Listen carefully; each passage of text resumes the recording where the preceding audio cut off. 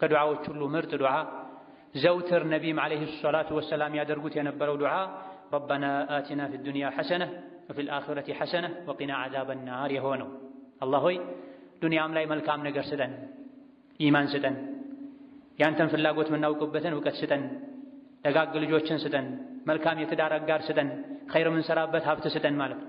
በዱንያ መልካም ነገር ስጠን ማለት መልካምን ሁሉ የሚያካትት፣ በአኺራም መልካም ነገር ስጠን ማለት ጀነትን ስጠን ማለት፣ ያንተን ፊት ከሚያዩት አድርገን ማለት።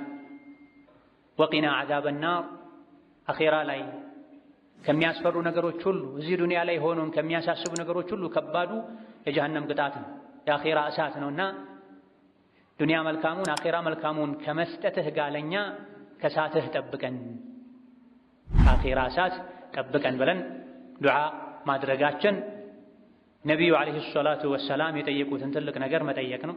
ከጃዮች መሆናችንንም ማሳወቅ ነው። ጾምና ዱዓ፣ ረመዳንና ዱዓ ጥብቅ ቁርኝት አላቸው። ዱዓ ብሎ ማለት አላህን የሚፈልጉትን የሚመኙትን የሚወዱትን ስጠኝ ብሎ መጠየቅ፣ የሚጠሉትን የሚፈሩትን ነገር ደግሞ ከሱ ጠብቀኝ ብሎ መለመን ማለት። ዱንያ ላይ ያለ በሙሉ ይሄ ያስፈልገዋል። ዱዓ ማድረግን መለመንን አላህ ይወዳል። የሰው ልጅ ስትጠይቀው ይቆጣሃል፣ ይጠላሃል። አላህ ደግሞ እሱን መለመን ስታቆም ይቆጣሃል። የሰው ልጅ ስትጠይቀው ፊቱን ያዞርብሃል፣ በሩን ይዘጋብሃል። አላህ ስትጠይቀው በሩን ይከፍትልሃል። ስለዚህ ስትጠይቀው